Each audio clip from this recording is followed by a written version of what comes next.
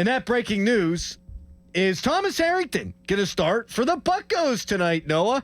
Thank you for being flexible and for jumping on here on the fly. You're the one who broke this story I saw on Twitter.com. Was this always the plan, or was it because Carmen Majinski couldn't go long enough last night, and so they were going to go with the bullpen game today, but now the bullpen's too taxed? I'm not sure.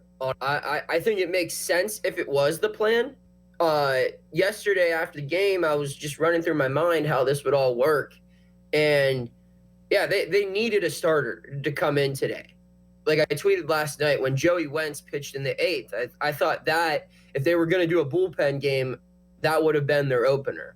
So the fact that they went into extra innings a couple days ago, the fact that only went 5 on Sunday and Carmen couldn't complete the 4th yesterday, I mean, they needed an arm that can cover innings. So this is a guy who was next in line starter. But when you really look at it, I do think this might have been part of their plan, because they didn't give this start day to anyone. And Derek Shelton did say when Carmen made the team and we were asking him about the order of the rotation, he said, I don't feel like we're going to have our rotation truly set in stone until the second time through. So, I mean, I think they were always planning for this to be a hybrid type day, off day, but that quote, now looking back on it, maybe indicates what they had intended for Harrington all along. Noah, tell us a little bit about Thomas Harrington. What can we expect? This is a very pitcher, someone who's a little different than the other young arms that fans should be excited about. Unlike a Skeens, a Jones, even a Chandler, this isn't a high-velocity guy. This is someone who's going to beat you with his precision, his command of the strike zone. He is rated the number 79 prospect in baseball per MLB Pipeline. He has 5 pitches. 3 of them are a different variation of the fastball. He throws a cutter, a four-seam, and a split finger, along with a slider and a curveball. He's an interesting guy, a college arm, someone who's a true pitcher, an old-school guy. The old school fans of baseball are going to really like watching this guy do his work on the mound. Was this because, so they had, like you had mentioned before, regardless of the plan and who was going to execute it, was this to give Skeens an extra day? Because usually this first week of the season, you play a game, then usually there's an off day, and then you get back into more of a regular sort of schedule there. Do they just want Skeens to pitch on 6 days? No, I don't think that's going to be the case the whole day. I think they wanted to ensure that Mitch Keller was starting the home opener. Okay. I think that's part of this. And then when they saw how they could, we could do this in a way that gets Paul an early extra day of rest, it was just kind of killing 2 birds with 1 stone, I think. So this isn't going to be something that they're doing all year long with Skeens. If so, it would be just picking a spot here and there. Correct. I think that's going to be it. I don't think it's going to be like it was last year, where bending over backwards to create extra days. But in instances like this, where there is an off day, and if he's slated to start in a series where they can build in an extra day of rest, they're going to do it. But they're not going to force themselves to do it. No, I know it's very early right now, but if you look at the season in increments and you look at this first kind of portion of the season, is tonight kind of like a must-win for the Pirates? Because you don't want to go and head into the home opener against the Yankees in that series like 1-6 or 2-6, 2-5, 1-5. You kind of need to get something going, because after the Yankee series, I mean, you get into divisional play with the Cardinals and then the Reds. Is this kind of like a must-win?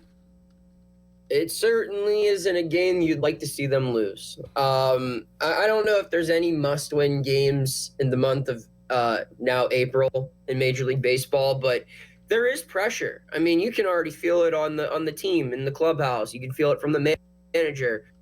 Winning games, and it's frustrating for them, because a lot of the areas that they said they're going to be better in, they haven't been early on. And I don't know if this is a move that's made by an organization that's still rebuilding or still just trying to quote unquote compete.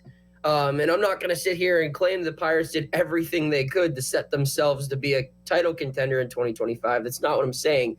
But what I am saying is this is a move that was made by a team who understands it's imperative for them to get in the win column here soon. So, I mean, they give themselves a very, very good chance with pitching tonight, and then Paul Skeens pitching tomorrow, and then Mitch Keller opening the home series against the Yankees. I'd like to paint a perfect picture for you here, Noah, and you tell me how you think that I guess I'll do it this way. I'm going to write a perfect book for you, and you tell me how the ending would go if it gets to this point. So let's say Harrington goes out there and he's cruising. You say he's old school. He's getting ground balls. He throws 85 pitches and goes through 7 innings. Who the hell do you hand the ball to if you're up 2-0 for the 8th and the 9th? Well, the guy that I really want to see pitch in the 8th and the 9th through yesterday, he's someone that I've expressed I thought looked like the best reliever they had all throughout spring. And he's looked really good in the regular season. He's thrown 3 shutout innings total in his 3 appearances. But in this case, going off of what they will have available, I with Lawrence in the 8th and Santana in the 9th. I don't know if that's what they do, but that's what I would do. If Noah Hiles were the manager, Who are you talking about? What do you mean? The guy that you said before, who you would go with that isn't available tonight. Did you say him? Yeah, I said, well, Ryan Baraki isn't available tonight because he pitched yesterday. Okay. Sorry, just woke up. But yeah, Baraki is a guy that I think should get more leverage looks, and I wouldn't be shocked if he does. Maybe not 9th inning, but 8th inning.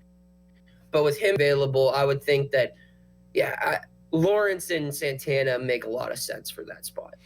So Noah Hiles wakes up. First thing he does is he breaks news. Then he comes on with us. And you thought you were going to get some extra sleep without the chickens and the alligators. And here you are at 7:45 Eastern time doing some radio. Thank you, Noah. We appreciate your time as always, man. Thanks for being flexible and jumping on. Absolutely, guys. Always happy to come on. Thanks, Noah. What a guy. Yeah. Why'd you say Eastern time like he's on the West Coast? That's a good point. Yep. I don't know. I got no electrolytes in my body.